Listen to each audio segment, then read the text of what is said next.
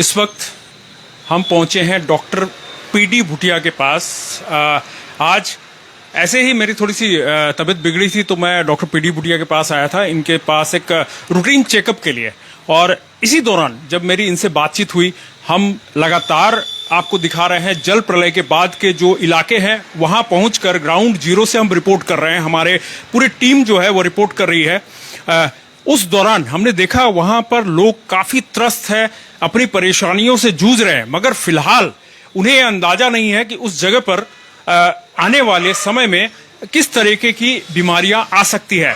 जब डॉक्टर साहब से हमने बातचीत की तो डॉक्टर साहब ने कहा कि जहां बाढ़ आती है या जहां इस तरह की प्राकृतिक आपदा आती है उसके बाद कि हालात क्या होते हैं, कैसे वहां रहना होता है, वहां किन किन परेशानियों से यानी कि किन किन बीमारियों से लोगों को जूझना पड़ता है, इस सिलसिले में डॉक्टर साहब चाहते हैं कि वो मदद करें आप लोगों की जो इन इलाकों से बिलोंग करते हैं, जो इन इलाकों में जहां बाढ़ ग्रस्त एरिया है वहां पर बिलोंग करते हैं। उनकी मदद के लिए डॉक्टर साहब ने हमसे कहा कि वो सुझाव देना चाहते हैं। डॉक्टर साहब, जैसा हमने इंट्रोडक्शन दिया, जिस इलाकों में, जिन इलाकों में अभी बाढ़ ग्रस्त इलाकों में जहां परेशानियों से लोग जूझ रहे हैं, उन्हें अभी नहीं पता था कि आने वाले समय में और उनके साथ क्या परेशानी आने वाली है, तो कैसे वो अपना ख्याल रखें और क्या क्या परेशानी उनके सामने आने वाली है जिसका अभी से अगर ख्याल रखे तो वो सुरक्षित रह सकते हैं स्वास्थ्य के नजरिए से। संजय, देखो, एक तो है कि इमीडिएट जो डेंजर जो हम लोग देखे हैं कि बहुतों का लाइफ लॉस हो गया, आपके बहुत सा मिले भी नहीं है, वो है इमीडिएट जो इफेक्ट है कोई भी फ्लड का सिचुएशन में। और उसका एक लेट इफेक्ट होता है, लेट जो महीना दिन, 15 दिन, 10 दिन, 20 दिन का बाद जो होता है वो थोड़ा सा हेल्थ इश्यूज रहता है। इमीडिएट तो लाइफ का डेंजर होता है, जान मान का नुकसान होता है। उसके बाद बीमारी में सबसे इम्पोर्टेंट होता है जो जैसे हैजा फैलना, जैसे कि आंतरिक गैस्ट्रोएंटेराइटिस, डायरिया, डिसेंट्री, वॉमिटिंग, इस तरह का, और सर्दी जुखाम, इस तरह का बहुत फैलने का चांसेस रहता है। तो जब भी फ्लड का सिचुएशन होता है इससे इसको कैसे प्रिवेंट कर सके उसका ऊपर भी ध्यान देना बहुत ज़रूरी है। तो जैसे आप बता रहे हैं कि क्या हो सकता है, नंबर 1 तो जो गैस्ट्रोएंटेराइटिस, डायरिया, वॉमिटिंग, क्योंकि वो जो पानी है जहाँ से हम लोग पानी लेते थे, पानी सेवन करते हैं, वहाँ पे दूषित हो जाता है, वो एक कंटामिनेशन हो जाता है सीवेज का, या तो जहाँ से सीवेज का लाइन, वो कंटामिनेशन होने की वजह से वो होता है। और अपना घर नहीं रहता, जैसे शिविर में रह रहा है, बर्तन, बाथरूम, ये सब अगर सही नहीं है, साफ सुथरा नहीं, तो वहाँ ये सब होने का चांसेस है। ये सब होने की चांसेस है। मतलब डॉक्टर साहब कह रहे हैं कि हैजा होने की मुख्यतः एक संभावना जताई जा सकती है। सावधानी रखें तो शायद इन सब चीजों से परे हम लोग बचाव कर सकते हैं, क्योंकि यह जो मौसम है, यह मौसम भी कहीं ना कहीं एकदम विरुद्ध है। मतलब स्वास्थ्य के मामले में अगर देखा जाए तो इस समय में बीमारियां, क्योंकि एक मौसम का परिवर्तन हो रहा है इस दौरान। अच्छा, खासकर किन लोगों को, किस एज के लोगों को ज्यादा सावधान रहने की आवश्यकता है? जैसे रिहैबिलिटेशन का भी आप भी लाइव कर रहे थे, मैंने देखा था रिहैबिलिटेशन के इमीडिएटली अभी शेल्टर दिए हैं, शेल्टर में एक घर दिया, वहाँ सबको अंदर में डाल दिया। इससे ये तो एक इमीडिएट ये है, मेजर है, पर वो लोग वहाँ अपना डेली जैसे वॉशरूम, बाथरूम वगैरह कैसे यूज़ करेंगे, उसको डिस्कार्ड कैसे होगा, वो बहुत इंपॉर्टेंट है, उसको ध्यान देना। और बर्तन वगैरह जो धोते हैं, बर्तन साफ सुथरा पानी में धो रहे हैं कि नहीं है, जो खाना पक रहा है वो अच्छा पानी से हो रहा है कि साफ सुथरा पानी से हो रहा है कि नहीं। दूसरा, जैसे ब्रश करते हैं, ये करते हैं, सब क्लीन वाटर होना चाहिए। प्लस पानी जो सेवन करते हैं वो, या तो बेस्ट थिंग इज, अब वहाँ पे एक्वागार्ड ये सब जो है वाटर प्यूरिफायर लगाने का तो स्कोप नहीं रहता है। बेस्ट थिंग इज आपको पूरा पानी बॉयल करके, rolling boil 10 minute rolling boil करके ठंडा करके वो पानी पीने से सबसे सेफ है। और बर्तन भी, जितना भी जो यूटेंसिल्स होता है वो पूरा गर्म पानी में धोने से बहुत अच्छा है। और नेक्स्ट चीज़, जो जितने भी शेल्टर्स में है, शेल्टर्स में रहे हैं, वो लोग के लिए वह जो बाथरूम वगैरह का उसका व्यवस्था, सुव्यवस्था हो, नहीं तो फिर से वाटर में कंटामिनेशन होगा, फिर से हैजा फैल सकता है। ये इंपॉर्टेंट है। और सर्दी जुकाम है, क्योंकि क्लमजी एरिया है, छोटा एरिया में सब शेल्टर लेके बैठे हैं, तो किसी का सांस का तकलीफ है, किसी का कोई टीबी हो सकता है, तो उसमें क्या होगा, संक्रमण फैलने का चांसेस ज़्यादा रहता है। और जैसे आप बताएं कि किसका चांसेस ज़्यादा रहता है, जैसे बच्चों हो गया, एकदम small child less than 10 years, बुजुर्ग हो गया 50 का ऊपर, जिसका डायबिटीज़ है, जिसको हाई ब्लड प्रेशर है, जिसको किडनी का प्रॉब्लम है, जिसका कैंसर से ये सब वल्नरेबल ग्रुप है, उसको चांसेस ज़्यादा रहता है। तो लोग को थोड़ा सा सेग्रीगेट करके रखना बहुत ज़रूरी है।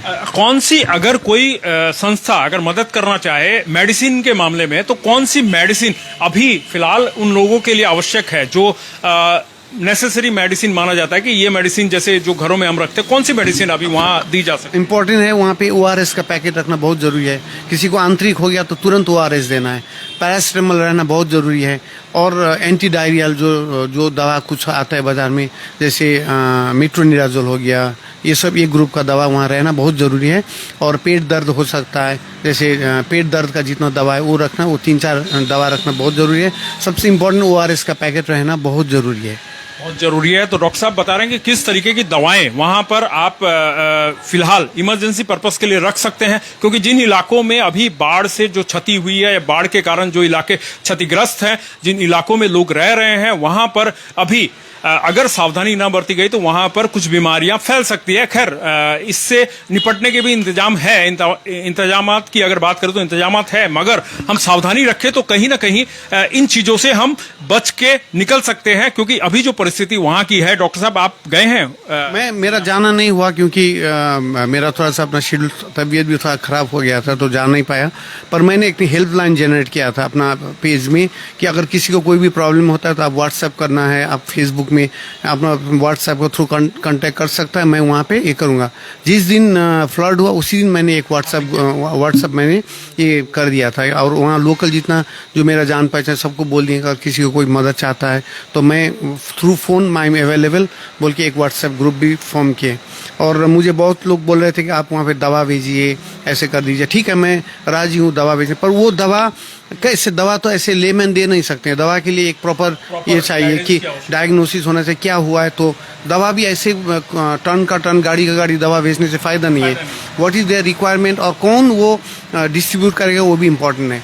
जैसे अभी आप बोल रहा था लत्ता कपड़ा जो सामान है वो भी ऐसे सुनने में आया कि इतना इकट्ठा हो गया है कि वो अब यूज़ का लायक भी नहीं हुआ है। इसीलिए वहाँ पे थोड़ा सा सिस्टमेटिक वे में करने से अच्छा होगा।